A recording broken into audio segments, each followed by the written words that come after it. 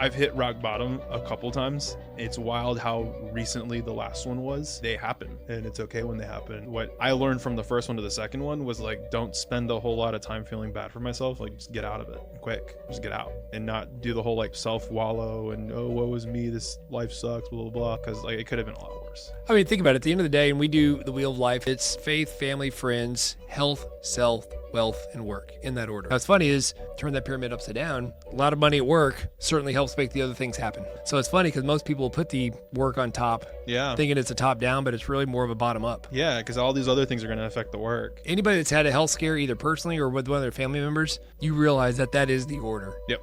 When something happens, nothing else matters. Yeah, suddenly your customers don't matter. Nope. Yeah. You don't worry about working out. You don't worry about what's in the bank account. If you got to spend the money to get somewhere or be with someone or do something, you're going to do it.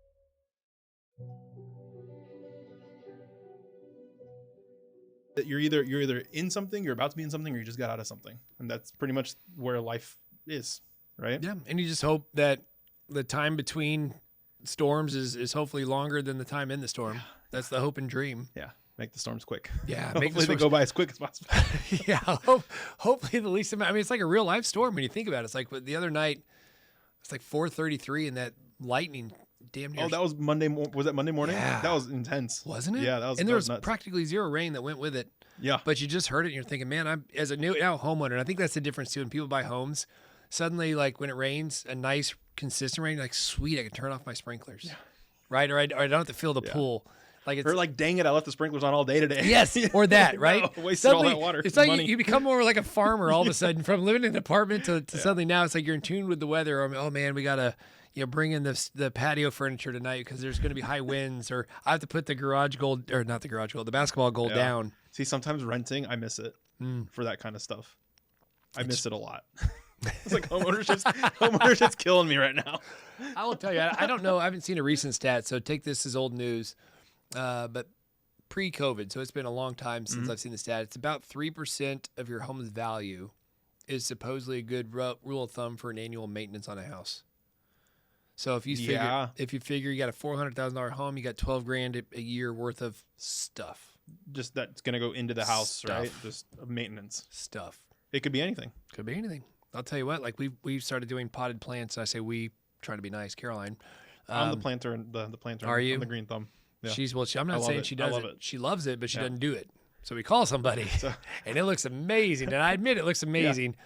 That's not cheap. It's not. To make it look really good like that? That's incredible. Yeah. So that's really funny. I don't know if I'm above that 3% number, but that's also to your point about what do you do when the bad times hit? Yeah. Know they're coming, right? And have that nest egg to know that if you got 3% saved, you hopefully within that means. And I think it's also a good thing if you haven't already, if you're in the budget. And again, very various levels of budget. Some people just, I spend more money than I make, or I make more money than I spend. That's their equivalent of their budget. It's either just plus or minus. Like the very ones that are like, I don't like math, I don't like spreadsheets. I would recommend doing more, but if nothing else, that's better than nothing. Yep. But again, if you do calculate, here's what we historically spend. Caroline and I did that for, I bet 15 years, the first 15 years of our relationship. Wow. Right. So we're coming up on 20. We haven't done it as much in the last handful of years, but it was every month we'd go in and enter, what'd you get for toll tag? Like just take the credit card statement. Yeah. Here's the toll tag number. Here's the gas number. So it became this average that we could use and start budgeting better. Yeah. Because both of our jobs, right, can be up and down, up and down, up and down. I feel like I've done a much better job of paying myself a little more consistently every time, so that so when bad things do happen, it doesn't wipe me out completely, which was the case 3, 4, or 5 years ago, But it's funny because I have the exact same Google sheet I've had since 2013, keeping my budget. And this year, what I've done is I've kept the monthly budget for every month so far. So I'm like constantly looking back and being like, all right, like why did I spend more on this month than that month? What happened there? How can I change my behavior to make it more consistent throughout the year? That way, at the end of the year, we know what our average was. We should absolutely do a class on budgets that we do on Zoom and share the screen, because I like you, I had the same one forever, but it grows, right? It just tweaks happen. You do this, you add this column, you add this row, and the format changes, but it's still the same housing. Yeah. But it becomes this thing to where all of a sudden you look at it and you're like, I'm pretty proud of this, but I'm willing to bet if I look at yours and you look at mine, you're like, I don't like it. Yeah, exactly. Because it's you have your style. Mine's such a system that just in my head, and yours is probably such a system too that's in your head. And that's where I think if somebody's starting out, I don't think you just go download a budget or pay all the money for all the things that you can pay for to go get a brand new one. I think you got to make yours from scratch, and then it grows with you. Mine's changed a lot in the last 10 years. It's gotten more detailed. I've added like subsections and like sub menus and things like that. And it's definitely changed a lot. But and it's different too as a business owner, right? Yeah. Business owner versus non-business owner. If you have employees, I have a personal and a employees. business tab. And so I keep the business one on this one and the personal stuff on this one. That's how I typically do it. Love. Yeah. Do you have one for a breakdown of like insurance and other financial plans and goals like that? No, I don't have anything future. Not Yeah, really. I kind of like what I kind of do is like, I've like for the rest of this year, I've already mapped out what I'm expecting to make every month for the rest of the year, and then what I'm expecting to spend for the rest of the year. I haven't until like January of next year, so I've kind of seen like the next 6 months, but I don't have anything for like 1 year goals, 3 year goals, 5 year goals, anything like that. I would even have milestones that say like when we first started doing we're turning this into a budget. That's what the purpose. Yeah, today, well, when things go wrong, you need to look at a budget. You need so to look let's at a talk about budget. You need to know That's what something. we're talking about. There And you I go. think, Welcome to the next episode. That's, Here we go. that's right. The next one we'll do a formal budget. Yeah. But I will say again, that's to answer the question, just to go on to the next piece, because I know we got more to cover today. But I do think have an understanding of what you spend. So and then understand that there is going to be a rainy day, and no matter what you think, times can always be worse. Yeah. Right. And so take that in both a positive and a negative sense. Yeah, things can be great. Things can be like You're things can thinking always this be better. is, Things can always this be is the worse. worst case my business is going to be. No, It's kind of not. It can get worse. Yeah. Some way, somehow, it can get worse. Another pandemic can happen, which for some it's good, for others it's not. So I think just being prepared in a worst case scenario and having that money set aside. Yeah. Yeah. Sorry about your garage door. Well, it happens. Sometimes significant others back the car up enough and aren't looking, and break garage doors. I've hit a car doing that. That happens. Yeah. Yep. I've hit a car, my dad's car. Backing out of the garage, I was probably 18. Wow. Backing out of the garage, and the car was parked and didn't look, and smash. What was the results of your actions there? It's the most I've ever seen my dad freak out. It was a company car. Oh my gosh. And I think it's amazing how slow you can go and still inflict a ton of damage. It did not go well, to answer your question. Yeah. But yes, so I don't throw stones. I've done more than she You've done has. things too. Yeah. If there was a scorecard, my side would be heavy on the L column. What's always funny with us is like this is why we don't really like spend money on nice cars, because like the 2 times that I've done it within a week there's like a ding, like a big one. It's happened the 2 times I've gotten a brand new car, which is why now I drive like a beater 2017 Hyundai that's like the bumper's already fallen. I don't care. I stopped caring. I miss my old car. Yeah. I had a 12-year-old. I'm beating that thing up so much. Mine was 12 or 13 years old and then just stopped working. That was a cool car though. It was a great car, but now my car owns me. To your point, it's like I vacuum it and I clean it. I'm like, this sucks. Yeah. I miss my old car. We can just throw everything in and not even care. Yeah, like our SUV, which we unfortunately have to upgrade at some point because I'm having too many kids here, Mark. Good Catholic. Yeah, I'm like in a confessional right now. But I'm almost done paying it off and I'm so excited. Like I don't want a car payment. Not having a car payment is going to be awesome. But I don't think that's in the cards for me. Enjoy that. I'm gonna enjoy it like for like a couple months. Enjoy that knot in the storm when it comes to car payments, because eventually the storm's coming and you'll have a big old car payment after that. Yeah. So Gavs, you only have one right now, and it's just gonna be so nice when that payment falls. It's like a $500 a month payment. The average is like $800 to $900. Yeah, and I recognize how below average I am, which means how crazy people are in their budgets and with cars. And then people have like 2 cars like that. So people are spending like $2,000 a month with the insurance and $2,500 a month on insurance, gas, accessories. That's wild. That's a mortgage. I'm not. So Emily's 15 at the time of this taping. I'm not buying her a car. She's just going to use mine. Because for what I do and how often I drive, she can just use it, right? I'll just give her the one that she needs, and she goes 6 miles back and forth. And on a big day, if I do have a lot of meetings or if I need to go really far away, I'll keep it and she can hitch a ride. Yeah. Or like coming to here to the office, it's 4 miles away. I'll just Uber. You can it's so cost effective. You probably spend like what, $200 a month on Ubers? Think about just gas, maintenance, oil change, and buying the car. But even Caroline, I think I know she bought a Hyundai Palisade, but I don't remember all the details. But I want to say the payment's $800-900. Yeah. And it's a $55,000 car. Like we're not talking a $150,000 car. It's a $55,000 Hyundai Palisade. Great car. Mm-hmm. But still so expensive. It's wild. So if you figure that, then like you said, gas and Maintenance and all the oil other changes. stuff. And then on top of that, well, you know, you being somebody who's very busy, you can be in that Uber ride, sending emails out, 100%. on text, on a call, you know, scheduling meet. Like you can be very productive in that time. And It you actually save makes so me much think, time. why do I not do this already? Yeah. I went on a binge. Why do I own a car? I went on a binge where like I Ubered back and forth to my office, and then to a couple places. And I looked at it because I was like, okay, I have a shoot that's 45 minutes away. That's an hour and a half of time that I'm going to be sitting in traffic. I want to schedule meetings. I want to call leads. I can close up deal and make money that more than pays for itself that I can't do if I'm driving. Totally. And so I did that. I've done that before where it's like, all right, for the next 2 weeks, I'm Ubering everywhere. And it worked out great. I want to do that a little more. I regret buying my car. When my one died, like it was about 3 weeks later, I realized like I'm an idiot because I bought a car and it's an $80,000 car. Yeah. And so by the time you get done with it's tax, a very pretty car though. Like, it's a great looking car. We need to say that too. Yeah, it's a very nice car. I've never had a new car. I've never had a nice car. So let's also say that. So it's just, but again, it's an $85,000 car, not cheap. Yeah. But by the time you get done with all the stuff, the payment's literally like $1,000 because where rates are and everything, to where it's like, this is stupid. Because I bought my cars pre-COVID, and then I bought it at the lowest point of COVID where they were giving away. I got like 6 months no payments. Nice. And then 0% interest. So yeah, I was like, I have to buy the car. No, my payments. Yeah, I think my interest is like 7-something%. So the sticker shock for me when I see a new car now, it's like that. It's like houses. Like it doesn't make sense because I bought my house in COVID too, and you know I don't understand the market. Well, you'll have 5 cars you have to buy someday for kids. Yeah, looking forward to that. Yeah. Well, basketball team. Gotta make a lot of videos. Hopefully, I'm not making videos when I need to start buying cars for my kids. That's funny.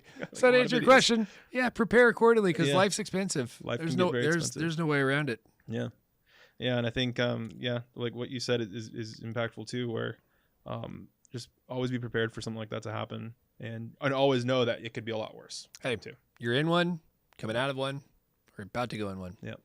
Like just think of that. It really makes you just more. I don't know. When bad times happen again, this too shall pass, right? It gives you that attitude like, okay, this sucks, but I know it's not forever. Yeah. You come out of it and you're a little rejoiced, like this is neat, but all of a sudden you immediately switch. Like what's funny that coming out of one switches really quick to the I'm about to go in one mentality. Like you don't really get a whole lot of just like calmness to where it's like as soon as you're done with one, what's next? Yeah. What's coming? Right. At least that's how I think. Yep. I've turned more into that. I used to be so much more optimistic and so I was like, nothing bad's ever going to happen to me, you know? I feel like I'm just so much more consistently in grind mode, especially with work and business. Like if I'm catching myself like not reaching out to leads, not going to events, not, reaching out to clients and checking in, like I'm in big trouble and I start feeling it. So the moment that feeling happens, I'm like, cool, I'm going to call like 25 people right now. Or, okay, I'm going to look up a networking event or I'm going to call this person. And it just, getting into that zone of just not really being at peace. Because that means that something bad, like something's coming up, you know? I'll tell you, having 5 kids will do that. Yeah. Right? It'll do that. And my mom was in the mortgage business forever and a day. And she quoted her boss and she told me, which is, you love when your salespeople go out and buy big houses, big cars, because fear motivates. Yes. Like the fear of not having that stuff or to lose that stuff, or in your case, the fear of not being able to feed 5 kids. Yeah. Right. For me, it's like you buy the new $85,000 car. It's like, man, I got to get out there and do something. You got to pay for that car now. Because it's funny. Like when the bank account would swell during COVID and you couldn't spend any money doing anything. And in my industry, things were good and rates were 3%. You got those stimmy checks too. Yeah, well, I didn't get any of those. I qualified for them. I qualified for 4 or 5. Good for you. Good for you. I was collecting them for you. But all that's to say, when that money hits the bank, it's funny how the drive, and I didn't think I was ever wired that way. I thought I'll be driven all the edge. Let's call it that. I mean, I still worked hard, still want to work hard, and I'm not a guy that's going to just sit around. But the edge just goes away. Mm-hmm. And that edge is what keeps you sharp. It's like when those athletes sign those $150 million contracts, they don't play as hard. Suddenly their averages dip, and it's wild how that works.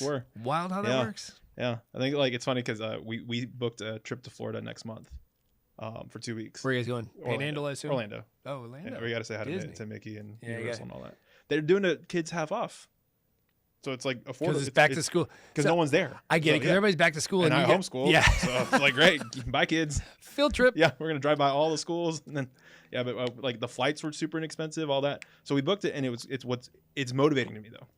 Because I'm like, I don't want to show up to that trip and be like, oh, I guess we're going to stay in the hotel for an extra 4 days. Like I want to work so hard. And I have been working very hard over the past month. Just make sure we have an enjoyable time, that if anything happens, we're good. You know, like life is good. The business is set. Everything's operating. And so yeah, definitely using milestones like that to motivate. I think that's my style. Mm-hmm. Like, let The me carrot, do that because you need the carrot, not the stick. yeah, I'm a stick guy. I don't have the carrots. You like the punishment, not the reward. I work from not getting whipped by the stick. I don't necessarily have to go chase that carrot. Yeah. I just want to not be. I just got to find a carrot that like I'm attracted to. You know, that's hard. The thing. With me, that's the hard part is like finding which carrot I'm going to be attracted to. But once I find it, I'm like, cool, that's it. It is hard. I think carrots are really hard to find. Maybe that's why I don't have one. Right. At some point, you just say like, you know, what's the $85,000 car versus $100,000? Like, what's the difference? Like none to me. Nothing. Right. The only reason why mine costs more at Caroline's is I got a bigger one to fit the family and to travel in. Yep. Yeah, I think the carrots, that could be a whole nother thing. Like, so Mickey's one. What else? What's your other carrot then? Like, what motivates you? Yeah. Like family trips is gonna be the biggest one for me. That's the biggest one. Family trips. Used to be golf, not anymore.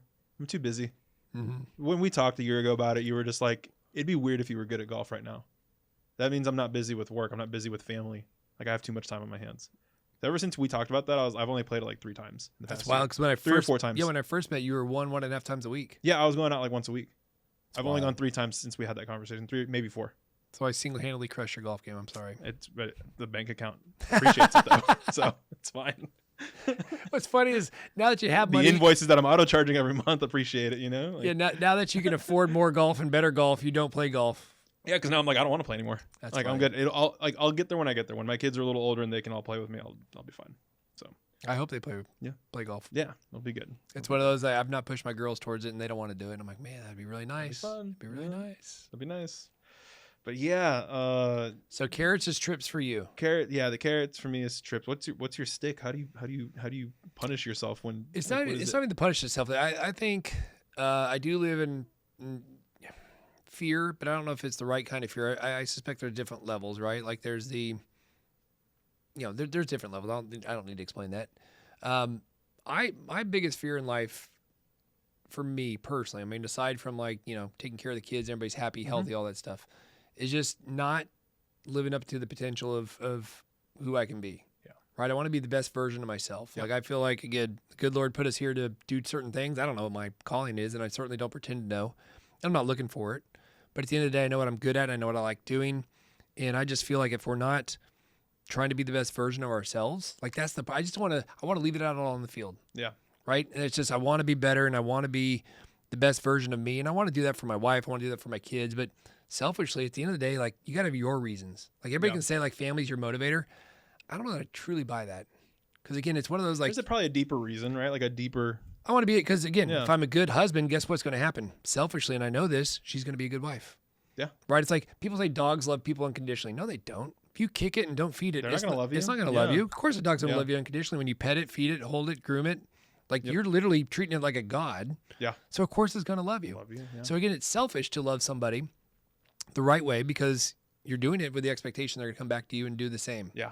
Right. So being the best version of me, hopefully, makes the people around you the best version of themselves hopefully. too. That's the goal and dream. That's good marriage right there. So mine's just not living to that potential. That really is the fear. It's like, man, if I don't get up today and I don't do what I'm supposed to do, I feel guilty and it stinks. Wow. Yeah.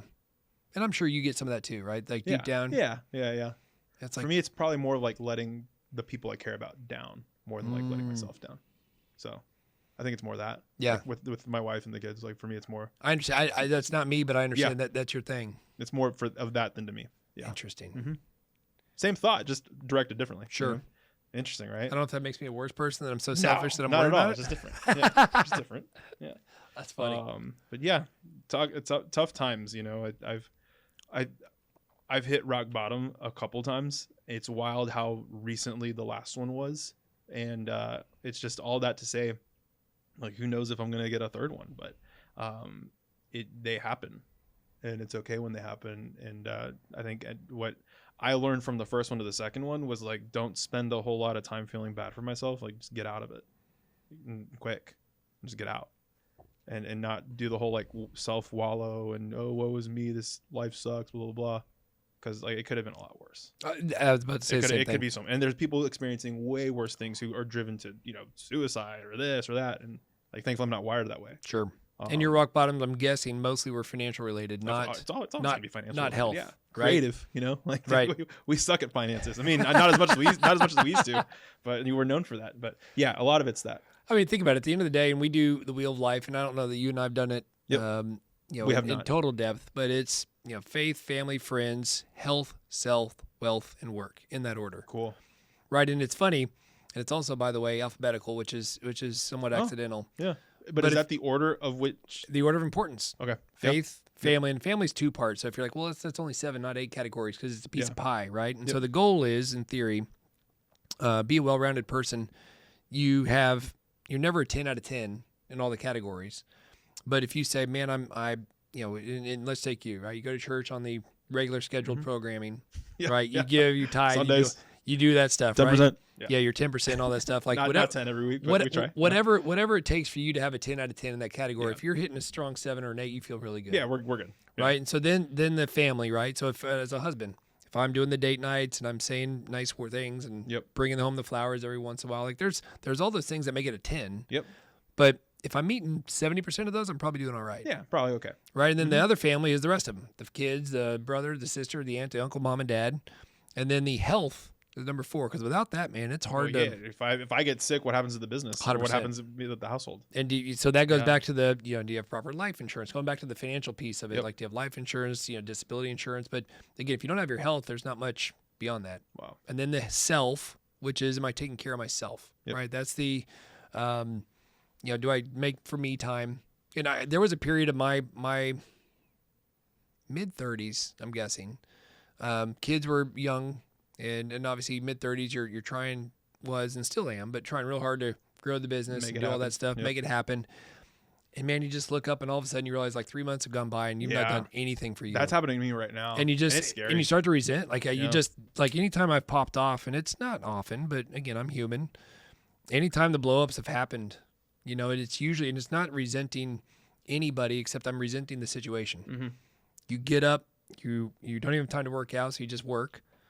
Then you go to work, come home, you try to be the best spouse and best dad and everything you can do to where you devote your time to the kids. They go to bed, you get up, or you stay up late and you work. Yep. Rinse and repeat. Yep. And then every freaking Saturday, it's soccer game, birthday party, this, that, and the other. And then you realize you're just like, Sunday, you're recovering from the week. And then it starts again on Monday. I was going to say, but even Sunday, you're never, like in my case, it wasn't recovery. Like you're catching up. Like I feel like it's like you're still like, You're doing all the stuff you didn't get time to do on the work side. You do all the admin, you do the marketing, you do that stuff. And then Monday hits. And then all of a sudden you're pissed off. Sales are ringing, clients are calling, where's my stuff? Yeah. Yeah, so that self is very, very part. And then wealth is taking care of all the finance we've been talking about here, right? Yep. And then lastly is work. Wow. Now what's funny is, turn that pyramid upside down, a lot of money at work certainly helps make the other things happen. Right. Hard to tithe 10% without that number 8 thing working well.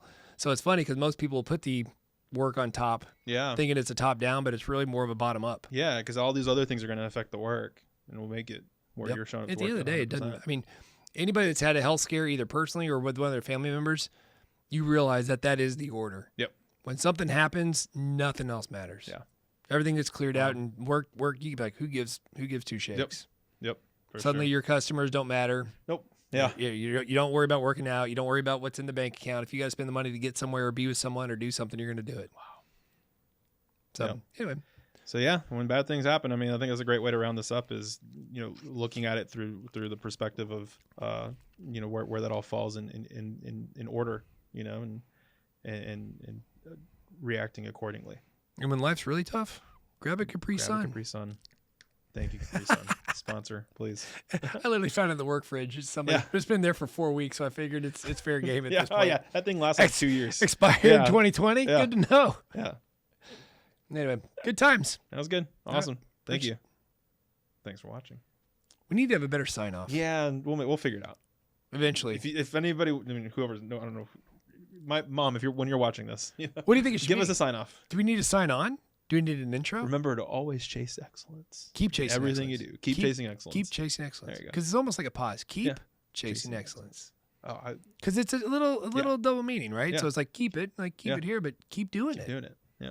Love the background, by the way. It's a cool one, right? Yeah.